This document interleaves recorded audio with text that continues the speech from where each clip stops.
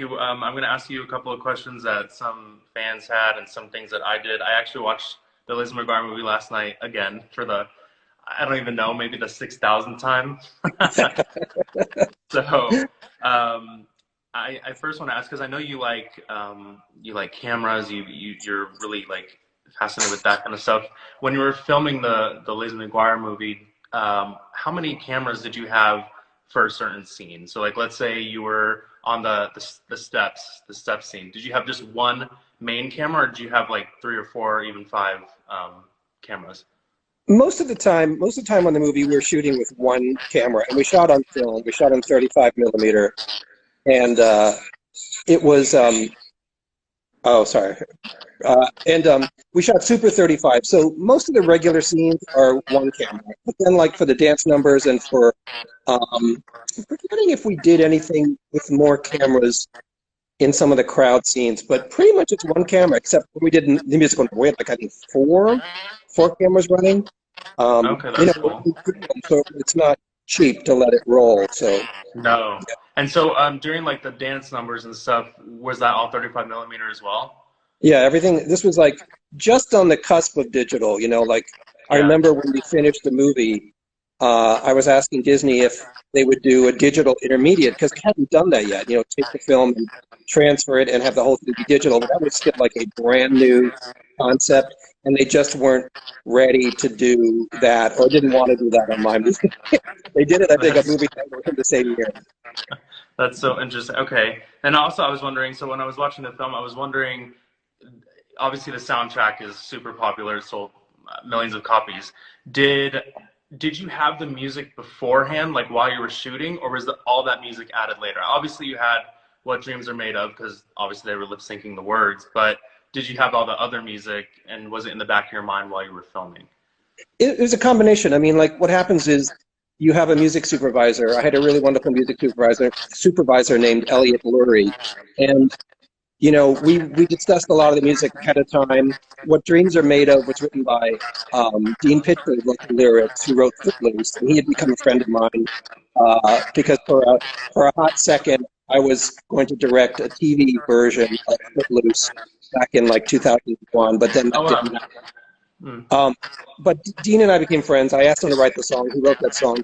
My friend David Friedman wrote the ballad, uh, uh, uh, the love song, and he had written a song for Trick, my movie before this. Oh, yeah. And then, like Volare and the Dean Martin song were all songs that I loved, and I asked my music supervisor if we could, and so he got Yeah. Volare re-recorded for the movie. And some of the other songs he brought in, like some of the other pop songs you hear, he found and brought in. Mhm. And It all works. It's all super memorable. Like everybody remembers every single one of the songs that's on that thanks. Yeah, soundtrack, I'm and that's in the film as well. proud of Um, that soundtrack. yeah, it's great. I have some people asking, like, is this the actual director of the Lizzie McGuire movie? Yes, this is Jim Fall. He's the director of the Lizzie McGuire movie and Trick and a few other films as well. He's awesome. Thank you for doing this again. My Um, pleasure. what is your favorite scene of the film? What was your favorite scene to shoot, actually? What was that? That's a hard one. I think my favorite scene to shoot was probably when they sing in the empty theater.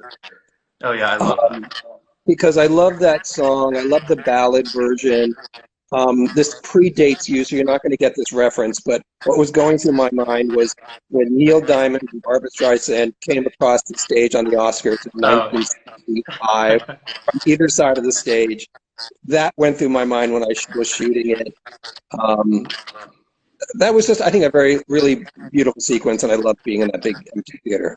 yeah, it was actually really well done. When I was watching, I was like, there's no one except two people on the screen, and it's empty, and it's the theater. Where was that theater, by the way? Was that in LA or Canada, or where was that?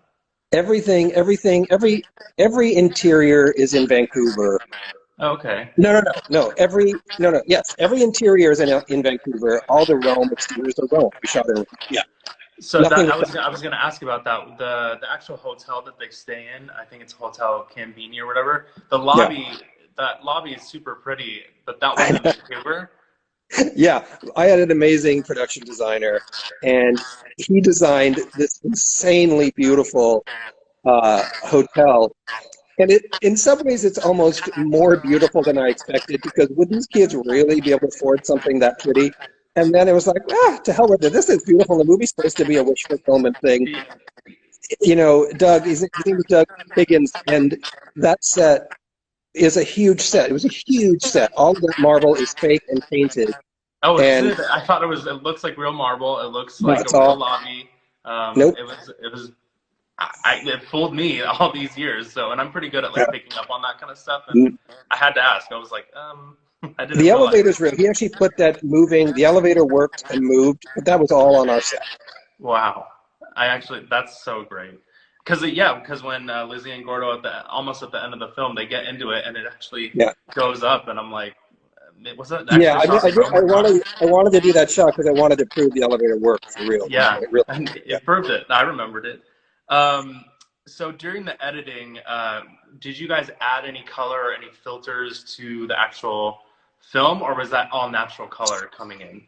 You know what? When you make a movie back in the old days in 2002, you don't really have all that much control ultimately in how it looks. So you have to make sure your director of photography knows what they're doing because you don't have that much leeway once the movie's shot. You have some. It's called color timing, but it's a physical process. It's not digital.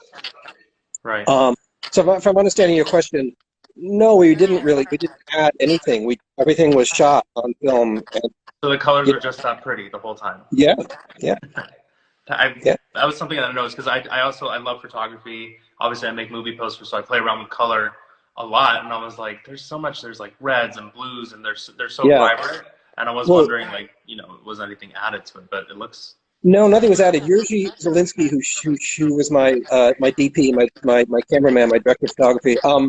He had shot recently, right before that, not maybe right before, but Galaxy Quest. He had shot Galaxy Quest and a yeah, movie called Powder, and he just did a really beautiful job. And we shot it really widescreen too, 2:3:5 aspect ratio, which is yeah. super wide. And it looks like a classic, a classic movie. That's what I love about it. I love because I know Colin Trevorrow, he directed the first Jurassic World, and he shot on 35 millimeter or something like that. And it just Yeah. looks better than these, all this digital stuff that's coming out now. I like it better, honestly. I know you have more leeway with digital, and you can do more crazy stuff, but sometimes it looks better with just Well, there's classic. something about film, like film. There's just a grain, and it's like a veil in a way, and it kind of helps you suspend your disbelief a little more, Yeah, especially in romantic comedies and movies like Lizzie, where you kind of need to suspend some yeah, disbelief to go along with it. yeah. Um, and so the scenes that required Isabella and Lizzie at the same time. I know that technology has been around. What was that movie with Bette Midler where it has like the Oh three yeah, big business.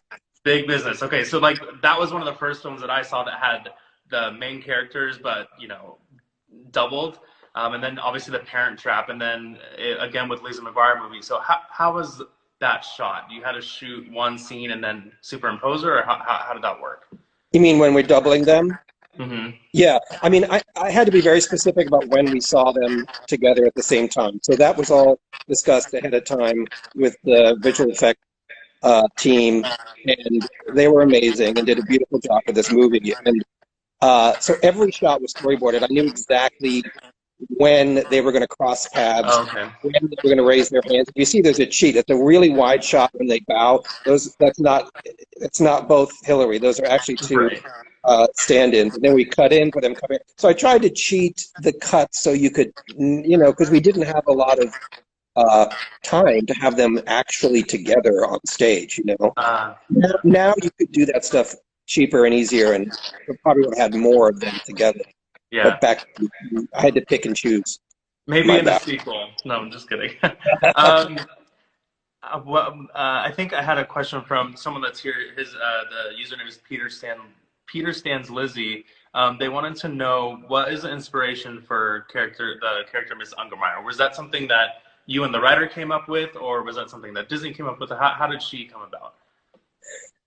Casting a movie is always like a weird magical thing. It's either it can ruin a movie or make a movie, and we lucked out. The part was written, you know, pretty much as is for a funny actress to come in and make it their own, you know. Yeah. So when Alex Borstein, Robin Lippin was my casting director of this, and she was great and suggested Alex Borstein, and I didn't really know who she was, and she hadn't done that much. She was on Mad TV for a long time. Right.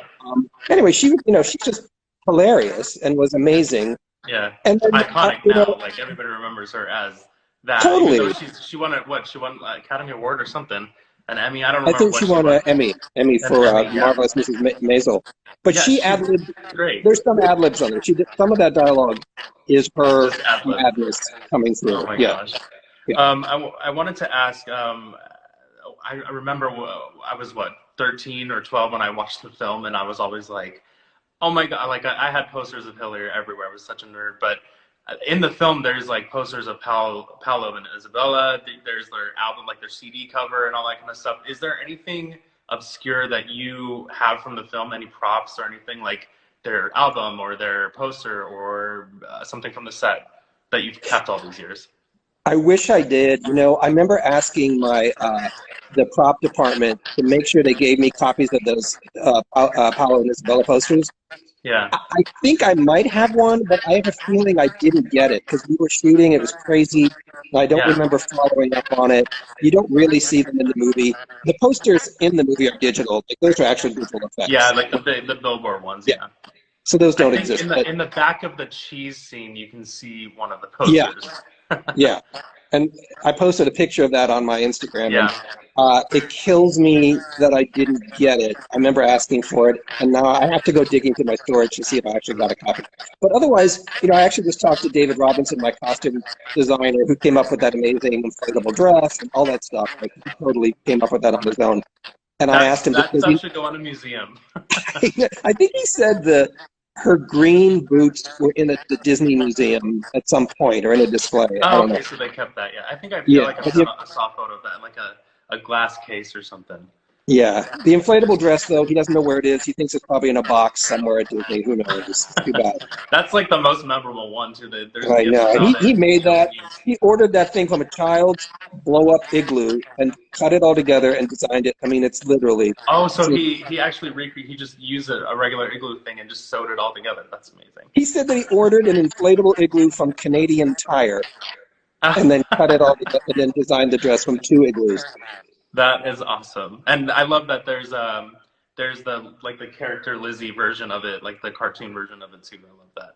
So when you were, because the character Lizzie, the animated one, is a little bit different than the one on the show. It's a little more, there's like a little more shadowing going on, or it's a little more defined. Was there a different process making the animated Lizzie versus the TV show one?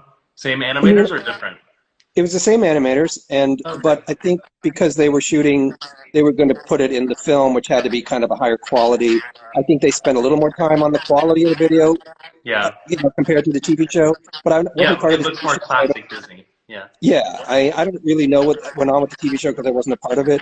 Right. But I know there was lots of discussions that I had about making sure that animated Lizzie was not redundant because I didn't want her just to be there saying the same thing we just saw. She was actually funnier in the film.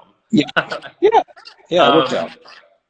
Someone's asking, can you tell us about the purple and green outfits for What Dreams Are Made Of? Because now people are dressing up during Halloween as Isabella and Lizzie, and it's grown so much. Even 20 years later or whatever. But all I have to say is David Robinson, my costume designer, I need to just bow to his feet and kiss his shoes because he came up with all that on his own. The only thing I remember I wanted specifically was a rip-away dress.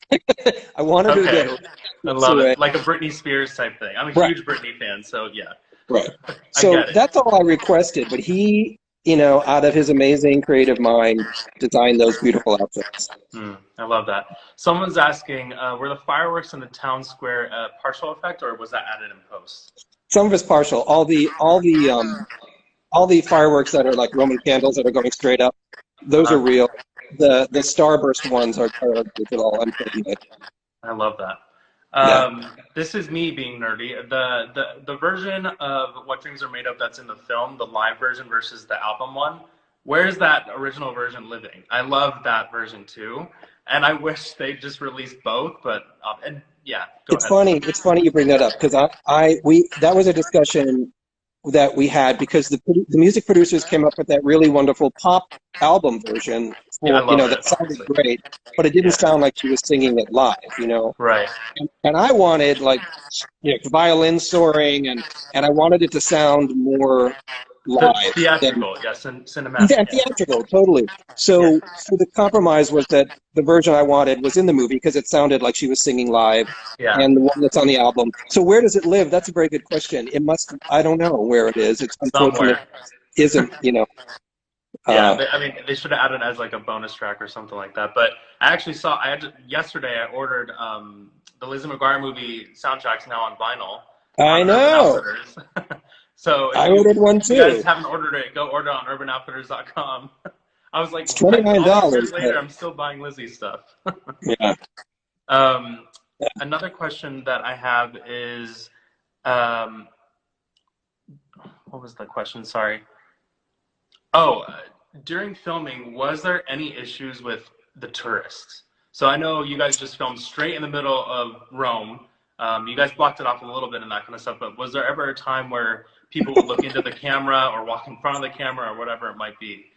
No, I don't remember anybody like ruining a shot, but pretty much, at the Trevi Fountain, at the Spanish Steps, you can't hold back. We didn't have the money to block off those streets. So we No, had to yeah. just fight our way into the spot we were shooting, try to block it off.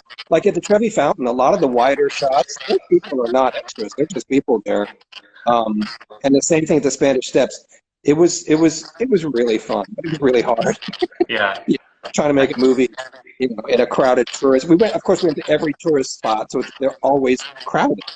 You Well, know, I mean, I don't think I ever saw a single person look into the camera like as if, ooh, like what's going on there? Type like you see them, but it seems natural, so it worked out. well, that's the job of Um, my assistant directors. The ADs are supposed to be wrangling the extras, so yeah. shout out to them doing it.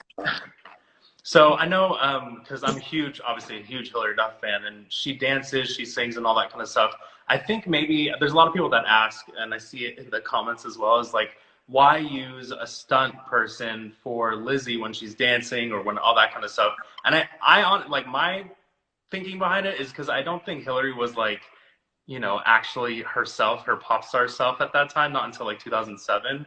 Is that why you guys use a stunt double? Was like the iconic like when she's shaking and doing the when you see like the full scene and that kind of thing? Is there a reason why? Was she nervous about that, or was it I just don't remember her being nervous. No, I think it was a combination of when you're shooting with a 15-year-old, you don't have that much time.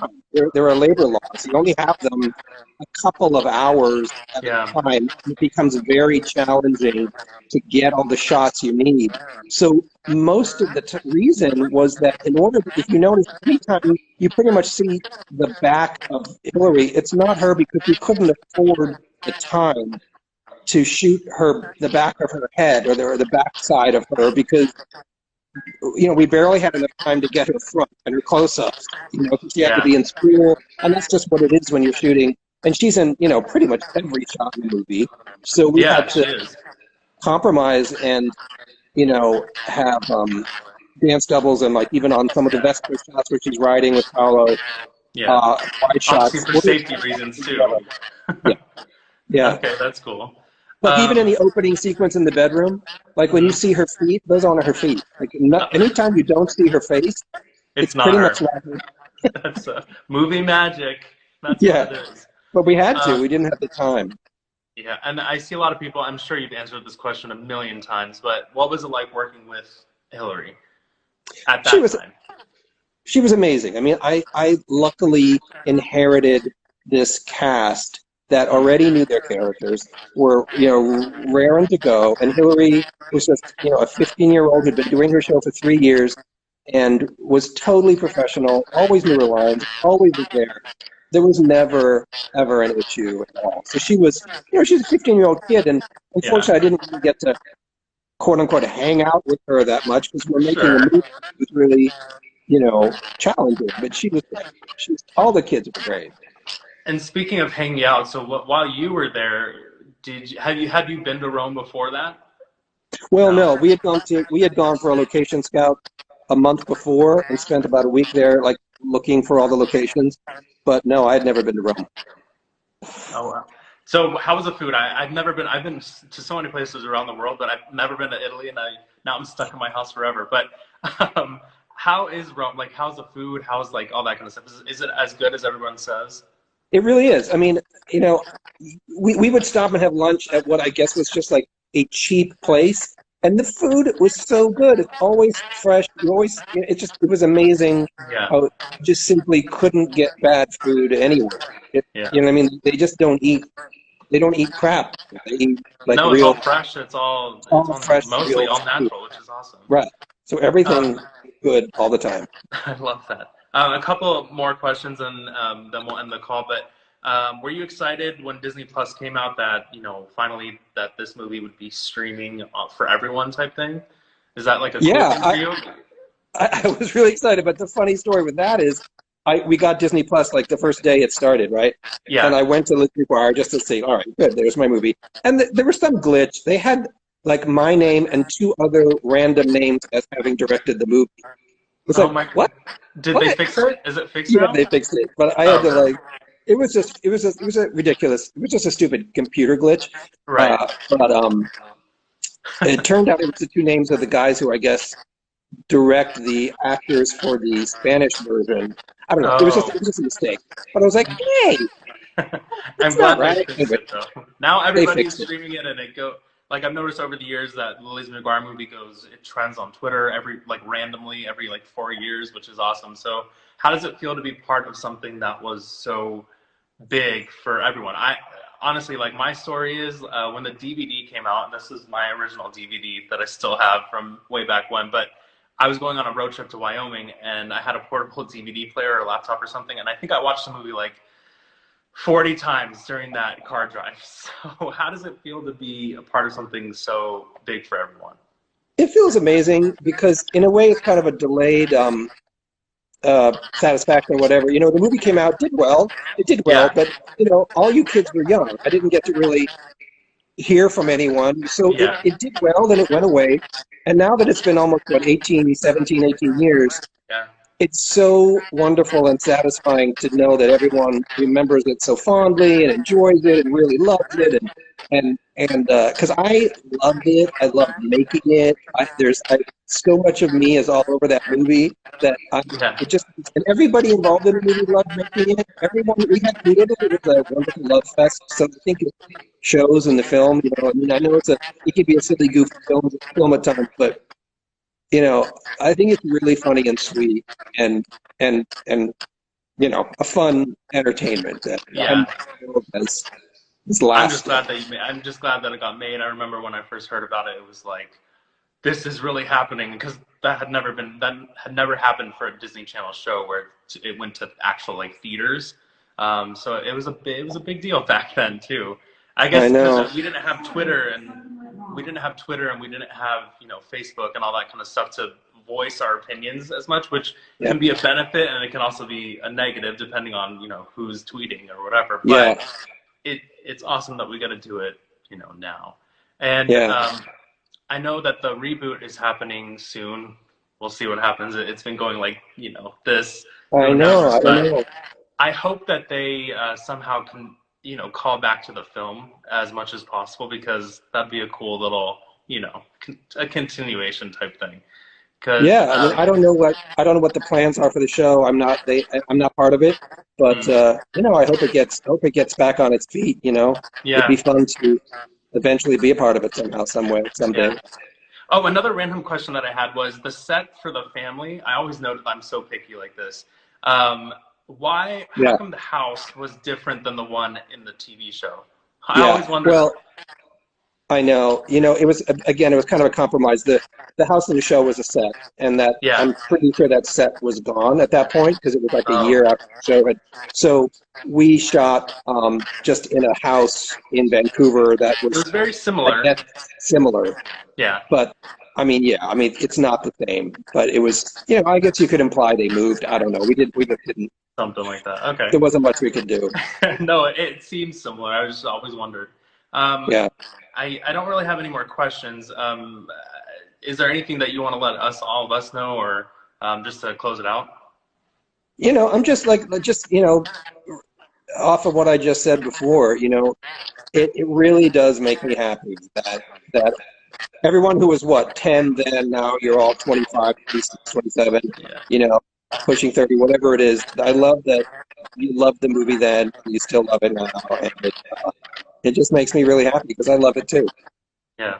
Well, I'm so appreciative of you being on this call with me. I'm glad we got it to work on your account, and I know. I'm it sorry. I like don't know what the issue was. no, it's okay. It went to all my followers as well, so like it sends a Good. notification to both, so it's kind of cool. Good. Just for you and for hopefully for everyone else, if anybody missed it, when we end the call, just make sure to click the download button. You'll see it, and when you exit out of the call, and that way it saves the video to your camera. When I'll share it, and you can share it whoever wants to see it. But Cool. thank you Cool. for everyone for joining the call and looking at all the comments and everything.